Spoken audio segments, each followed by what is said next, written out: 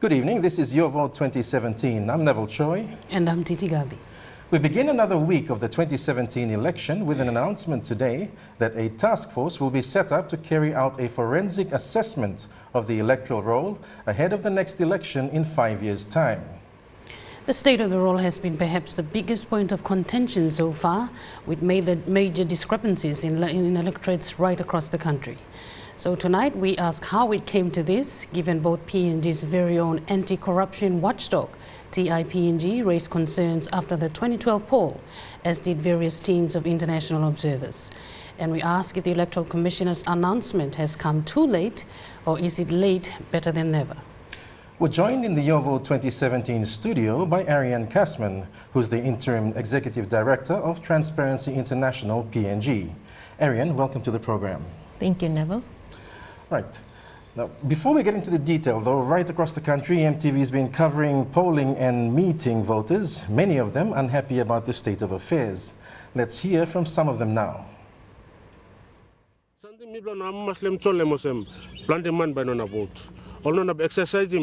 This la rights blow long. Plantilo all this bla line we all no got name long all complain only Bellat law all what record na all councillors blow inside law 11 LLG. Okay, we must go back long EC Electoral Commissioner. Komato he must try to FM duty long and he must come law upward because him deprive him planning man Mary law. All no come na exercise him. Democratic right long a custom vote law.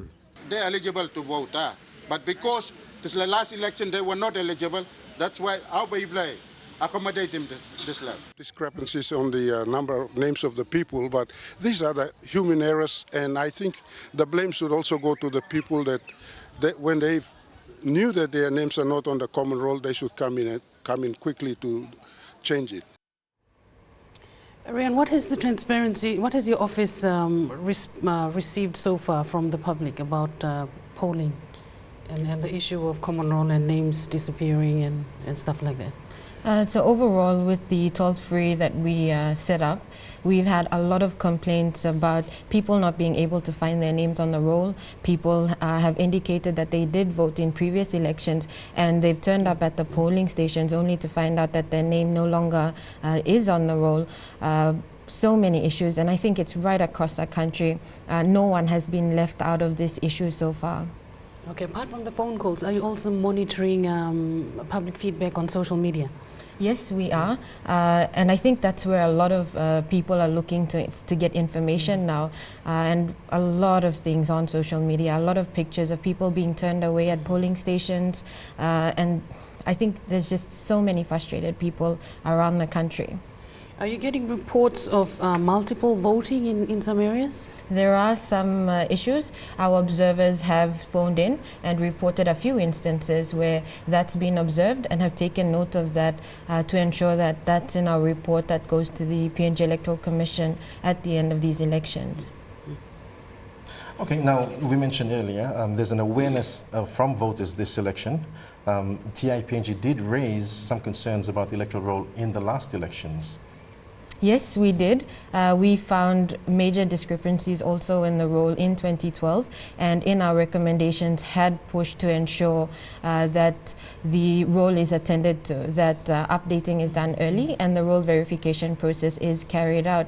And I think last year we had also put out a few statements calling on the Electoral Commission to verify when or state when the roll verification will take place, and it's unfortunate that at a time when people are going to cast their votes, they're going to decide who will represent them for the next 5 years, are unable to do so because of all the issues we're seeing with the roll.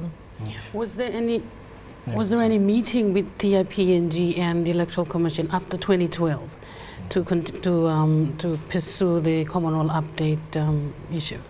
So we presented our report, our findings and our recommendations to the Electoral Commission straight after the elections in 2012, and followed up with subsequent meetings to see what effort we can, what support we can give both the Commission and those involved in the elections.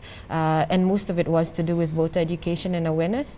We were told that the roll verification process was decentralized and would be done through the provincial offices, but we haven't received any final reports on what the outcome of that was. Okay, now the feedback that you're getting is from a toll-free number that was set up in 2012. When exactly did you start getting feedback from that in the lead up to these polls?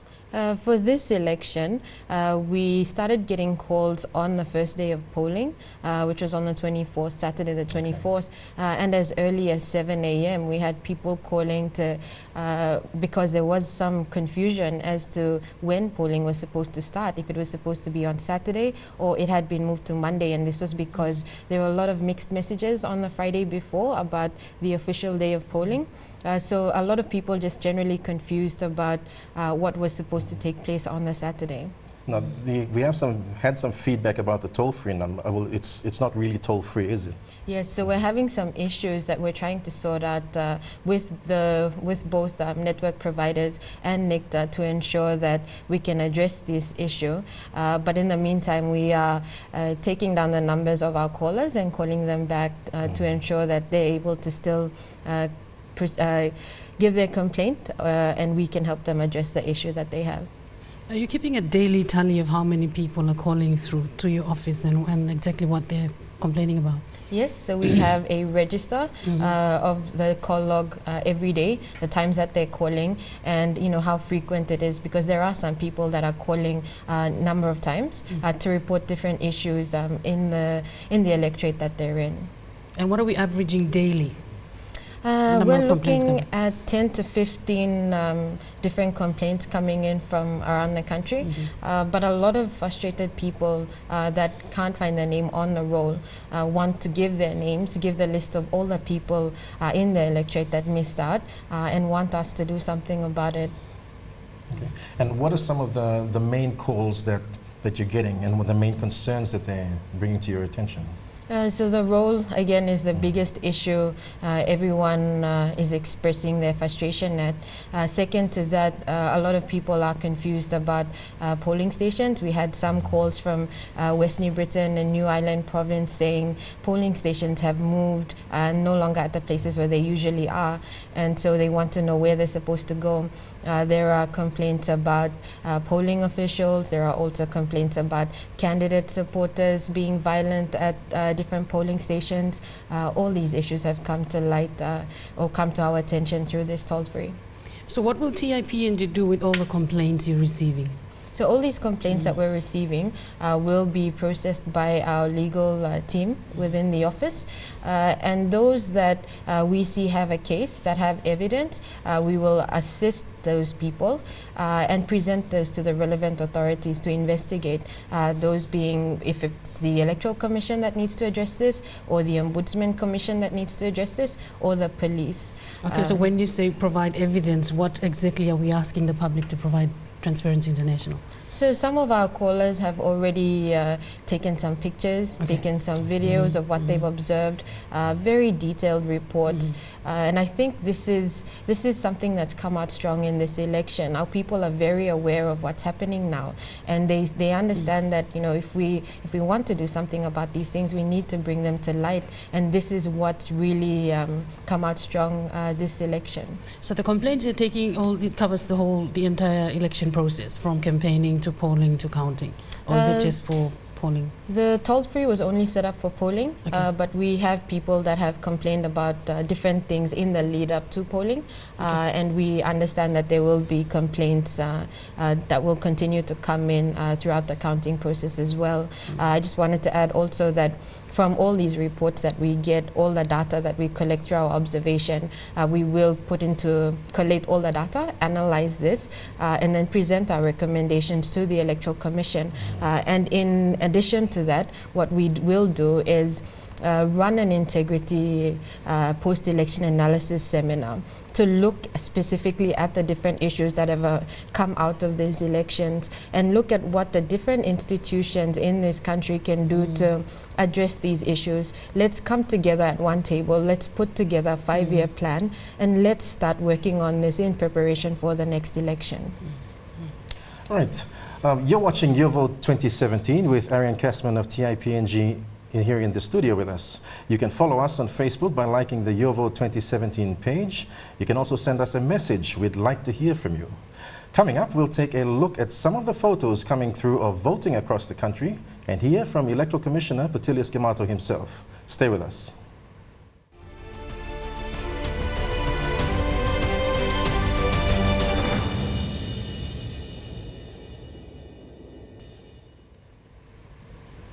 Welcome back to YourVote 2017. I'm Neville Choi. We're joined by Arianne Kassman from Transparency International PNG. And before we continue our discussions, it's time to take a look at some of your photos from this election. First up is this picture from Biggie Ruben Mete. Has proved to be very popular, shared several hundred times on Facebook. It's one of a few he uploaded to Facebook showing a novel approach to transporting ballot boxes down the Watwood River. The photos have triggered all kinds of conversations and comments like this one. This user posting on YourVote 2017 Facebook page asking if logistics was a serious consideration. These photos come from our YourVote 2017 Facebook page and shows officials transporting boxes through rugged terrain in inland Rigo district. The photos prompted user Francis Bob Wapi to post this comment, saying that in his province, especially the highlands, you wouldn't be able to walk with ballot boxes without security. Some of those photos, while they're easy to either laugh at or find humorous, are very serious. And then this is footage that's coming from people out there and seeing these things happen. Are you getting the same reactions either through your Facebook pages or through your toll-free number? Yes, and I think this is really concerning for our country. We had 5 years to plan for this election, and to see this happen during polling, it really does raise a lot of concerns as to what was the logistics plan, who was supposed to ensure that these ballot boxes got to the places, the stations safely so people can vote. Whose job was it to ensure that these things were done? The pictures also tell us that some people have the right attitude to getting the job done. Where there's a way, where there is a will, there is a way. So the guy with on the tube, you know, I don't know which way he went, upstream or downstream, but he got the job done for the day. I think it really shows the extent people will go to protect the ballot box. That's what I saw when I saw this picture on the weekend. This young man holding the box, trying to make sure it gets safely to a place so people can exercise their democratic right to vote. It really does show the effort that he's putting into ensuring this. Now, are you getting reports of other remote areas where ballot boxes and other election materials are being choppered in, or yes, we are. Apart from the pictures we have, yes, we are. And those that do report that the choppers are bringing in the materials are reporting that it comes in a day late. They're not sure when it's going to turn up. Some are reporting that it's being delivered to a different location and not where it's supposed to be delivered to. And a lot of people are just concerned as to what's going on. Are these ballot boxes safe? Are we going to get a chance to vote in these elections? Okay. Well, we'll probably be discussing more about TIPNG's efforts as observers in this election. How did TIPNG deal with observing the last election in 2012?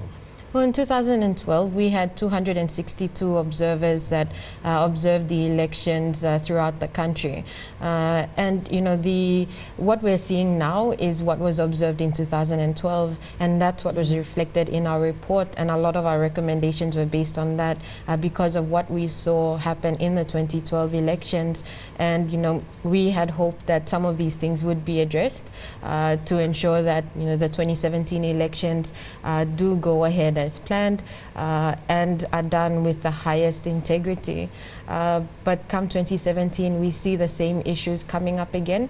And I think as an organization, it really is concerning for us. And that's why we're starting to think about, the results that come out of this. What can we do after this election? What can we do to hold people more accountable to the decisions that they make, to the commitments that they make to, ensure that the role is in the best state for our people come the 2022 elections.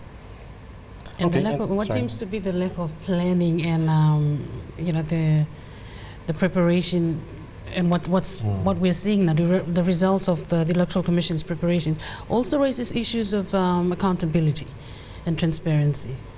Yes, so communication is so important, and with social media now, people have access to information, and I think it's important for the Commission, for anyone that's involved in the elections, to make sure that information is made public, information is accessible to the people, and it's accurate information that's reaching the people. A lot of the issues are administrative that can be addressed, and I think it's time for us to start looking at that.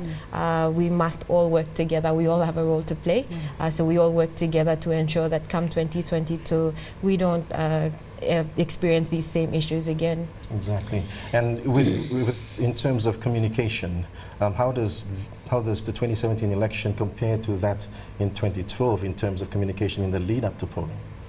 Well, one thing is for sure that people are more aware. They've read the Constitution. They know what their rights are, and so that's come out very strong in these elections on social media, especially. But I think all the Electoral Commission could have done more in terms of communicating their messages out to the people.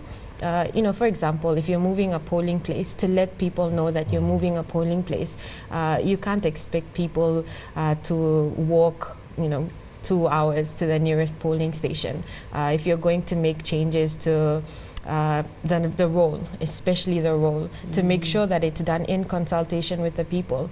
We do live in a democracy, and citizen participation is important, and we must make sure that we always include the people when we're making decisions for our people. Now, I'd like to think that before this election started, the TIPNG met with the Electoral Commission to actually ask them if any work was done on the common roll. Did that take place? Yes, we did. Okay. What was the response? And so we were told that the the process of updating the roll was decentralized, and so each provincial election office was responsible for ensuring that the roll was updated. What we do know from the provinces is that they did carry out this exercise. They did have the rolls on display. People did come and update their information, but somewhere along the way something happened, and the roll, it resulted in a lot of people missing out on the opportunity to have a say this election. Okay, then you're watching YourVote 2017. Just find the YourVote 2017 Facebook page and like it and make a comment. We would like to hear from you. We'll be back with more on the discussion with Arianne Kassman of TIPNG after the break. Stay tuned.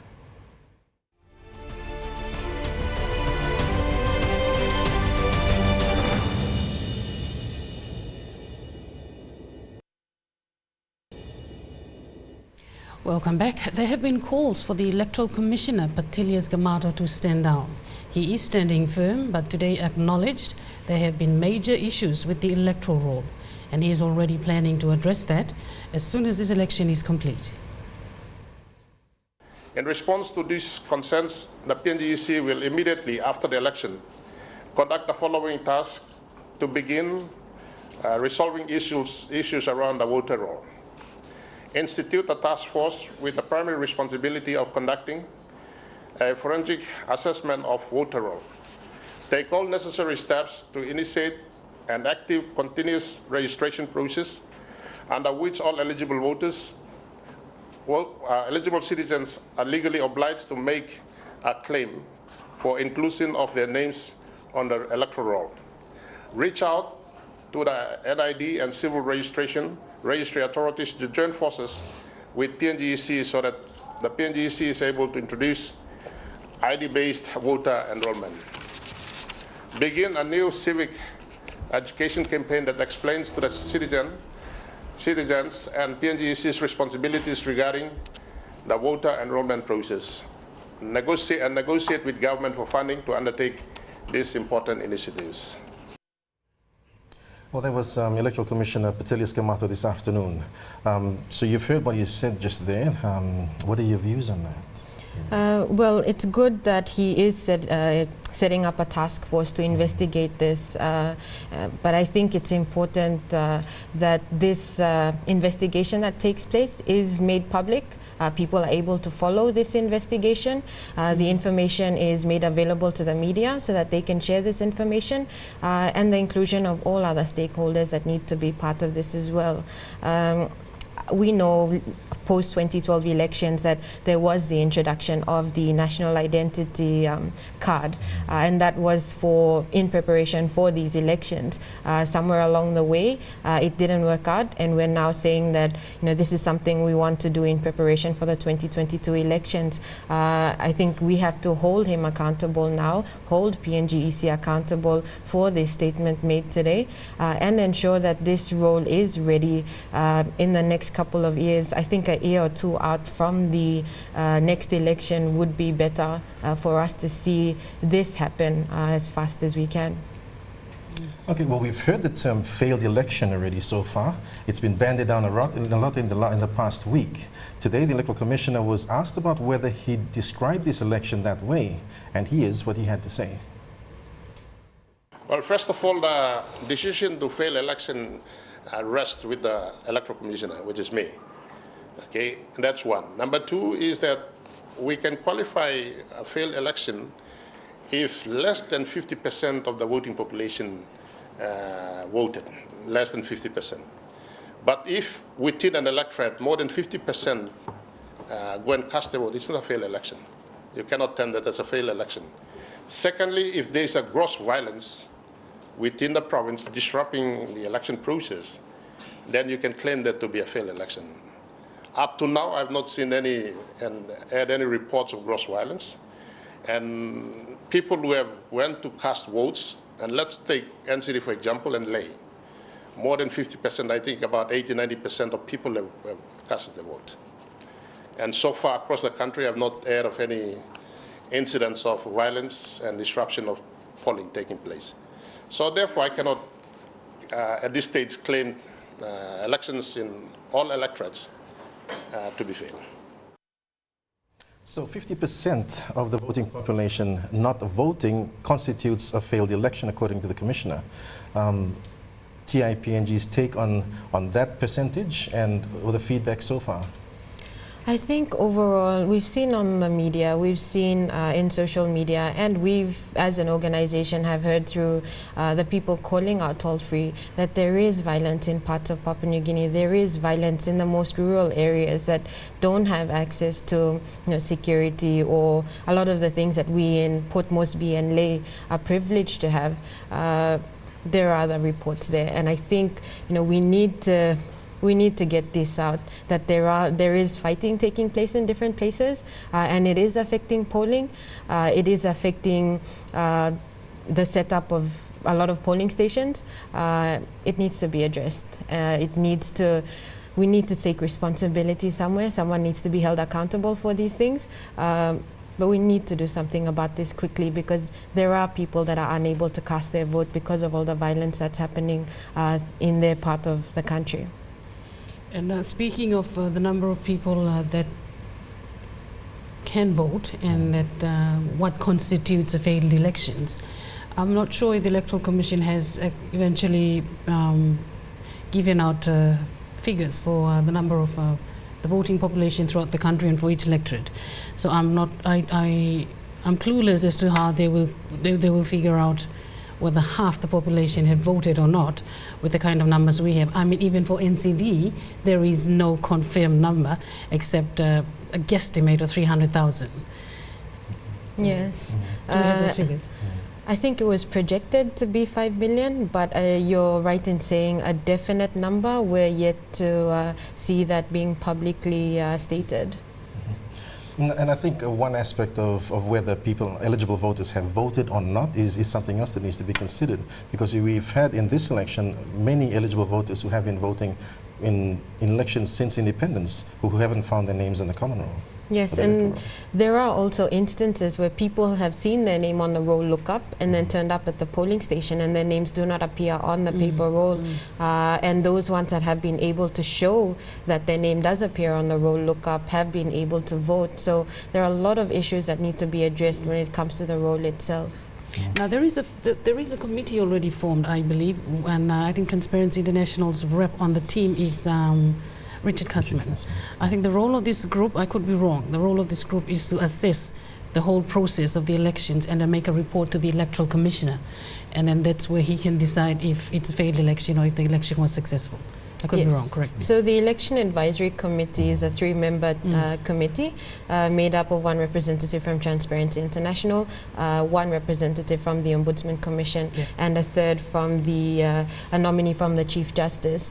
And so their role in the Constitution, as stated in the Constitution, is to review what's happening in the different electorates, and then give their advice to the Electoral Commissioner, and then he will of course make that decision. But I think it's important for us to note that we're only halfway through the elections.